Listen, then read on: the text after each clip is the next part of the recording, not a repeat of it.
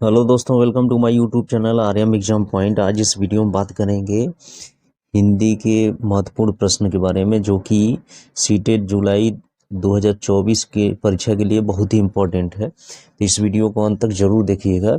इसमें कंटेस्ट और पेडागोजी दोनों पर बेस्ड क्वेश्चन है। तो 15 क्वेश्चन है। परीक्षा में 30 क्वेश्चन आते हैं। तो 15 क्वेश्चन जो है पैसेज यानी पैराग्राफ गद्यांश से आते हैं, और 15 जो होते हैं कंटेंट और पेडागोजी पे होते हैं। तो वही 15 क्वेश्चन की श्रृंखला लेके आए हैं कंटेंट और पेडागोजी पर आधारित।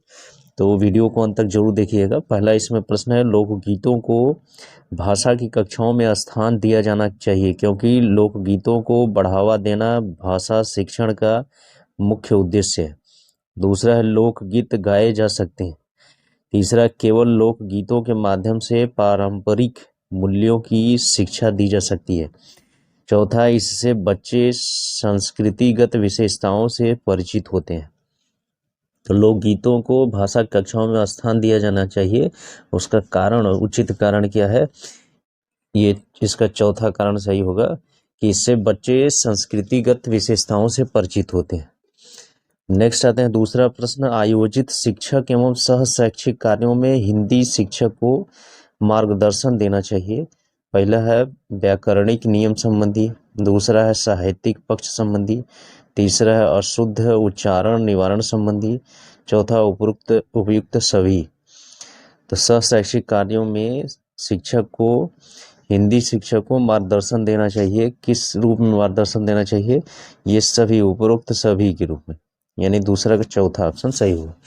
तीसरा, हिंदी भाषा विषय के दृष्टिकोण से शुद्ध लेखन का घनिष्ठ संबंध है। पहला शुद्ध उच्चारण से, दूसरा उच्चारण की शुद्धता से, तीसरा है व्याकरणिक नियम की अनभिज्ञता से, चौथा उपयुक्त में से कोई नहीं। तो जो हिंदी विषय के दृष्टिकोण से शुद्ध लेखन का घनिष्ठ संबंध किससे होता है, वह होता है उच्चारण की शुद्धता से होता है, यानी तीसरा का दूसरा ऑप्शन सही हो जाएगा। नेक्स्ट आते हैं चौथा, भाषा शिक्षण में निम्न में से क्या शिक्षण का सिद्धांत नहीं है।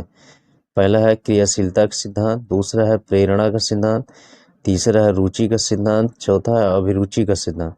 तो भाषा शिक्षण में कौन शिक्षण का सिद्धांत नहीं है, तो वह है अभिरुचि का सिद्धांत। ये शिक्षण का सिद्धांत नहीं है, यानी चौथा का चौथा ऑप्शन सही हो जाएगा।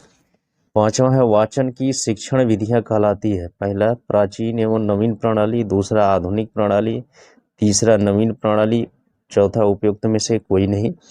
तो वाचन की जो शिक्षण विधियां है वह क्या कहलाती है, वह आधुनिक प्रणाली कहती है, यानी पांचवा का दूसरा ऑप्शन सही हो जाएगा। छठवां प्रश्न है, व्यक्ति का सीखना निर्भर करता है। पहला भाषा शैली पर, दूसरा भाषा के वैज्ञानिक स्वरूप पर, तीसरा है भाषा की वर्णमाला और शुद्धता पर, चौथा उपयुक्त में से कोई नहीं। तो जो व्यक्ति का सीखना होता है वह किस पर निर्भर करती है, वह भाषा की वर्णमाला और शुद्धता पर निर्भर करती है, यानी छठवां का तीसरा ऑप्शन सही होगा। सातवां, किसी प्रदेश विशेष में बोली जाने वाली भाषा क्या कहलाती है। राष्ट्रभाषा, मातृभाषा, क्षेत्रीय भाषा, प्रादेशिक भाषा, उपयुक्त में से कोई नहीं। तो किसी प्रदेश विशेष में जो बोली जाने वाली भाषा होती है वो क्या कहलाती है, क्षेत्रीय भाषा या प्रादेशिक भाषा कहलाती है। 17 का तीसरा ऑप्शन सही हो जाएगा। आठवां प्रश्न आते हैं, उच्च प्राथमिक स्तर पर कविता शिक्षण की प्रणाली है। अभिनय, प्रश्नोत्तर, गीत, इनमें से कोई नहीं। तो जो उच्च प्राथमिक स्तर होती है उस पर कविता शिक्षण की प्रणाली सबसे उपयुक्त प्रणाली कौन है, और प्रश्नोत्तर है, यानी आठवां का दूसरा ऑप्शन सही होगा। नौवां है, माध्यमिक स्तर पर भाषा शिक्षण का निम्न में से उद्देश्य है। पहला, छात्रों को द्रुत गति से सस्वर तथा मौन पठन करने की प्रेरणा देना, दूसरा है उसमें अभिनय संवाद की योग्यता उत्पन्न करना, तीसरा है उन्हें व्याकरण का उच्च ज्ञान प्रदान करना, चौथा उपयुक्त सभी। तो ये उपयुक्त सभी इसमें विकल्प सही होगा, यानी 9 का चौथा ऑप्शन सही होगा।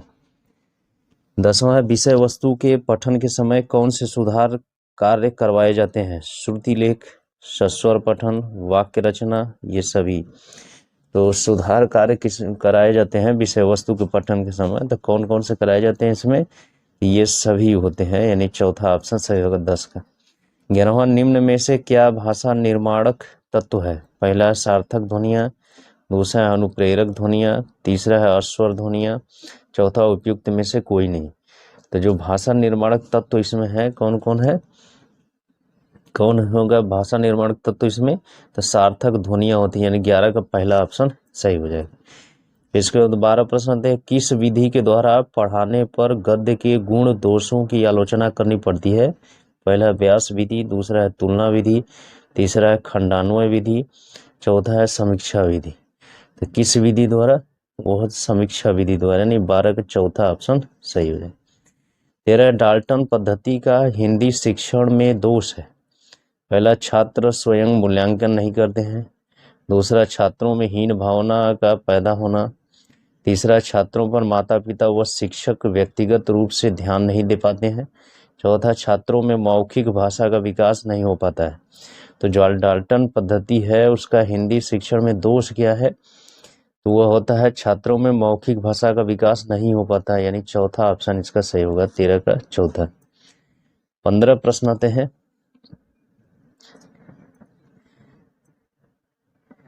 13 के बाद इसमें आएंगे कौन सा प्रश्न, 14वां प्रश्न आएंगे, भाषा विकास का द्वितीय चरण निम्न में से क्या है।